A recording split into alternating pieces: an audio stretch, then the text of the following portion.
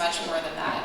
I'm a couple years older than her, so growing up I felt as if Gianna were my little sister, which was perfect because neither of us had sisters growing up, so we had the benefit of sisterhood without all the drama, hair pulling, or screaming matches, which I did with my little brother. For years, Gianna was my little doll. When she would come visit, I would dress her up, do her makeup, and move her hair until she looked like a beauty pageant child, which she didn't love.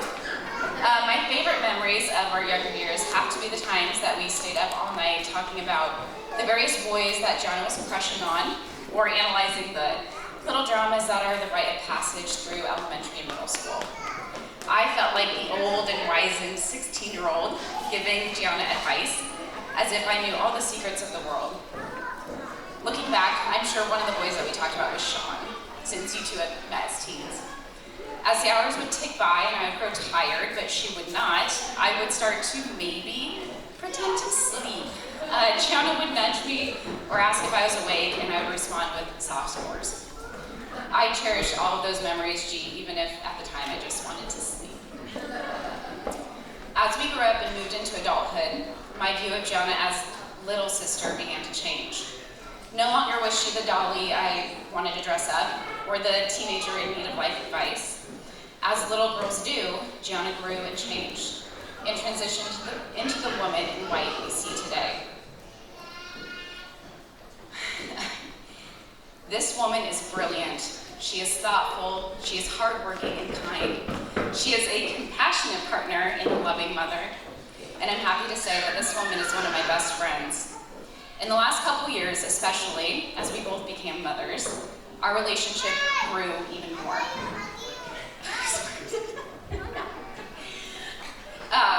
It is now I who calls Gianna and asks her for advice, like, how do I get this baby to stop crying? And is this color of poop normal? And she always is there with reassuring tips and words of comfort. Now I want to talk about one of Gianna's other very strong character traits. Those of you who know her well will likely agree that Gianna is an absolute romantic in the classic sense of the word. She has these idealistic views of love, believes that love will conquer all, and often sees the positive over the struggles within a relationship. And this, G, is a strength. It's your superpower. You are a special kind of person who sees the good in everyone. And I believe that, woo, thank you. And I believe that you found someone to satisfy that romantic nature. While your love story definitely had its twists and turns, from dating as teens to breaking up and then finding each other again, it is evident that it was always going to be Sean. Sean, you are perfect for Gianna. You are the picture of patience. You are calm, reassuring, and protective. You are like a quiet guardian who does whatever it takes to make Gianna feel loved and safe. And together, you brought an absolute angel into this world, your precious little Avery. When I found out that you were having a girl, I had a vision of Margot and Avery playing dress up, laughing together, and solving life's little dramas as they stayed up all night. Another St. Louis, or Troy, and Lincoln. I cannot wait to see how their relationship develops and blossoms, and I know they will cultivate the friendship that I so cherish with Gianna today.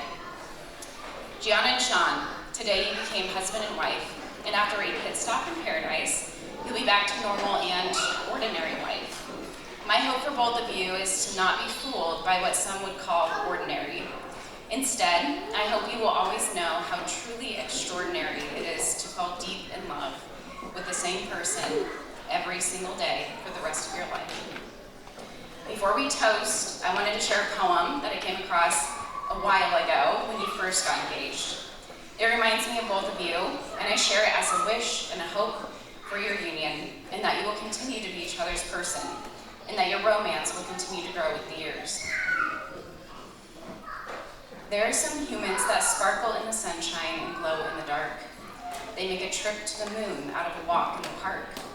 And when you tell them your stories, you always feel seen and heard. They make you feel safe and loved without a single word. They are the color of beautiful that you would still see if you were blind. They are the sort of wonderful that stands out from all the rest. And if you have one in your life, be thankful, and know that you are blessed.